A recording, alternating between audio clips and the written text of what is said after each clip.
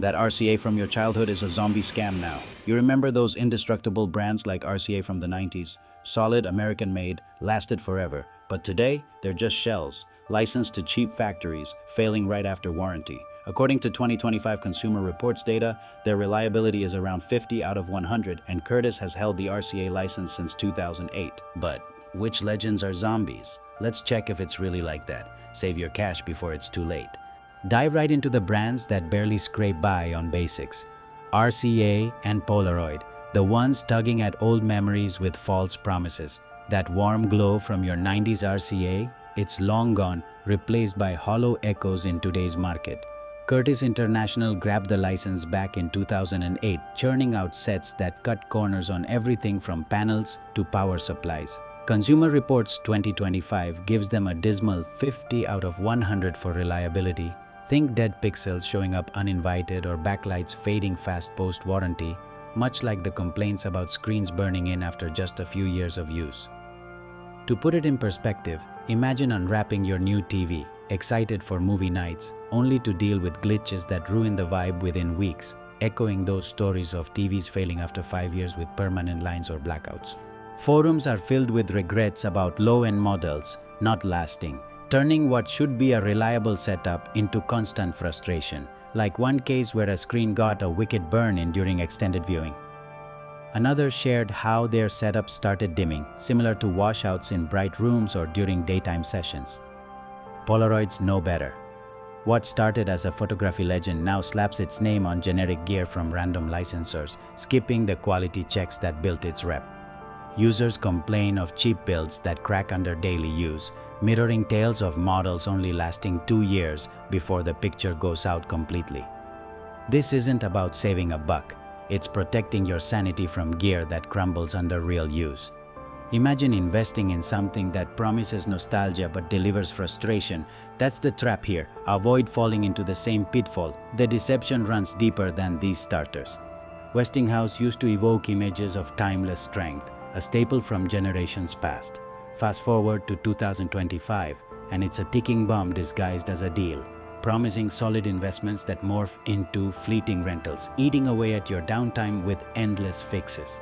Tongfang's held the license since the early 2010s, crafting models that shine briefly but crumble under pressure. Arting's reviews highlight constant complaints, power surges or dimming screens hitting right after that 18-month warranty cliff, scoring a low 45/100 in reliability tests. Picture this, you're settling in for a movie night only to call support instead.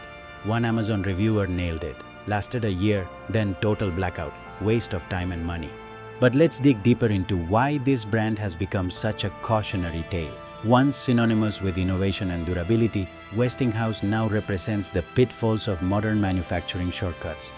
The shift started when the brand's name was licensed out, turning what was a symbol of quality into a vehicle for cost-cutting measures that prioritize short-term appeal over long-term performance. Users frequently report that these TVs look decent out of the box, the picture is bright enough for casual viewing, and the price tag seems too good to pass up at big box stores. However, the honeymoon phase ends abruptly. Many describe how the initial excitement fades as subtle issues emerge, colors that start washing out in well-lit rooms, or audio that crackles during intense scenes. As time passes, the problems escalate. The 18-month mark often signals the beginning of the end, with components like capacitors failing or the backlight losing its evenness, leading to uneven lighting across the screen. This isn't just technical jargon, it's the reality that disrupts daily life. Imagine planning a family gathering around a big game, only to have the screen dim midway through, forcing everyone to crowd around a smaller device or miss the action altogether.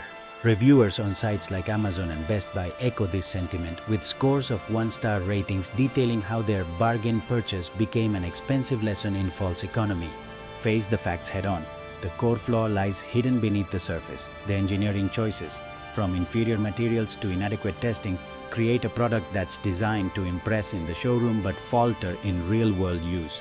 It's a classic case of paying less upfront but more in the long run through repairs or replacements. Many buyers end up regretting the decision, wishing they'd invested in something built to endure rather than entice with low prices. The data backs this up. Independent tests consistently rank these models near the bottom for longevity, with failure rates that spike just outside warranty periods. Why settle for something that teases longevity but vanishes when you need it most? The stories are consistent across platforms. Initial satisfaction gives way to disappointment as the TV's weaknesses reveal themselves over time. Ready to uncover the digital pitfalls ahead? Shift focus to Toshiba and Insignia, where smart features lure you into a maze of hidden aggravations. Convenience turns sour fast, evolving into a constant battle against spies in your setup, slow loads and data grabs that trade ease for endless annoyance. Hisense's influence on Toshiba since 2015 delivers decent 80-100 reliability overall. Yet community threads overflow with gripes about menu freezes and disruptive updates that interrupt your viewing at the worst moments. Insignia, Best Buy's own line, hits similar marks but drowns in feedback on home screen takeovers by ads and delays that stretch simple tasks, like waiting 8 seconds for streaming, as RTING's 2025 testers clocked, making every click feel like an eternity. It's like inviting a thief to dinner. Your info's the prize, with privacy leaking out unnoticed. A forum post summed it up. Thought it was a steal, but the ads ruined everything. Many echo this sentiment, describing how these issues turn daily relaxation into ongoing irritation. Push past this veiled drain on your calm. The real giant's downfall awaits. Sharp and JVC, once symbols of Japanese mastery, now mask a steep drop into unreliability. Elite heritage crumbles under scrutiny, revealing budget scraps where premium should stand, a rift that widens with every detail. Hisense's 2015 acquisition of Sharp's US ops left models scraping mid-60-100 in reliability, strong on contrast in acqos per RTINGs but weak on consistency and apps. JVC's Shenzhen licensing fares worse, with low-tier sets drawing fire for DIMM failures and port issues in 2025 discussions. Headlines echo the shift. Hisense takes Sharp, leading to today's quality slide. Let's delve deeper into this downfall. Sharp, a name synonymous with cutting-edge innovation in the early 2000s, captivated consumers with crisp displays and reliable performance. Remember the Aquos line's debut, promising theater-like quality in living rooms? That legacy feels distant now. The 2015 Hisense takeover marked a turning point, shifting production priorities toward cost efficiency over excellence. Models that once boasted superior contrast ratios still shine in tests like RTINGs for basic visuals, but users report frustrating inconsistencies, apps lagging during streaming sessions or software updates that break devices unexpectedly. It's not just technical specs, it's the daily grind of a TV that promises much but delivers little stability. JVC tells a similar tale of faded glory. Once a go-to for audiovisual enthusiasts, its current low-end offerings under Shenzhen licensing draw harsh criticism. Dim screens in well-lit rooms make daytime viewing a chore, while port failures disrupt gaming or streaming setups. Buyers often lament how what seemed like a steal quickly turns into a costly repair nightmare. The headlines from the acquisition era underscore the corporate reshuffling that diluted brand integrity. Overcoming this illusion requires recognizing the global tangle. Manufacturing shifts that prioritize profits over quality, adding layers of deception for consumers worldwide. The mess extends beyond borders, urging smarter choices in a market flooded with hollow promises. Shift to focus to Philips and Panasonic USA, where strengths abroad weaken on home turf. European Philips dazzles with robust designs, yet in America, Funai's 2012 license drags it to mid-65-100 reliability, uneven glows and shaky service dominating user chats. Panasonic's US revival sticks to limited OLEDs like Z95B, vibrant at 80-100 picture scores via RTINGs, but overpriced without that plasma toughness, leaving hunters frustrated. Facts stack up. Funai grabs Philips US from 2012, evolving to 20-25 gaps in endurance and satisfaction. Many users vent about EU versions rocking with consistent performance, while US feels like a downgrade in build and longevity. This clarity cuts through the murk, guiding better paths. Untangle this cross-world snare. A counter-strike builds from here. Many report that these global mismatches lead to frustration. Much like complaints about screens dimming in bright rooms or washing out during daytime viewing, turning what should be reliable entertainment into daily hassles. Others mention how overpriced options force compromises, echoing stories of TVs not lasting as long as older models, where the picture fades or fails after just a few years of use. Many have shared how their experiences highlight the border haze, with European designs holding up in various environments, but American variants falling short in endurance, leading to regrets over wasted money on something that promised premium but delivered less. This pattern shows up repeatedly, with users complaining about shaky service that leaves them hunting for fixes, much like the frustration with dim screens in well-lit spaces or washouts that make daytime sessions a chore. Many describe the shift from initial excitement to ongoing annoyance, mirroring tales of models not enduring as expected, where the reliability dips just when you rely on it most. The evolution from strong abroad to weak at home creates a tangle that's hard to ignore, with many pointing out gaps in satisfaction that evolve over time, leaving buyers questioning their choices. This border-crossing confusion adds layers to the mess, but untangling it reveals paths to better decisions. Many find that recognizing these differences guides them away from overpriced traps, toward options that match real needs without the hidden weaknesses. Momentum shifts dramatically with TCL and Hisense, igniting a bold stand against disposable deals and veiled flaws. Break free from throwaway cycles, embracing sturdy wins from overlooked origins. This push challenges deep-seated doubts, stretching the divide between stale views and fresh realities before sealing it with solid gains. TCL storms ahead in 2025, merging wallet-friendly power with RTX's top value. QM8K hits 8.510, boasting seamless Google TV and color pop that trumps costlier options. Community buzz highlights endurance.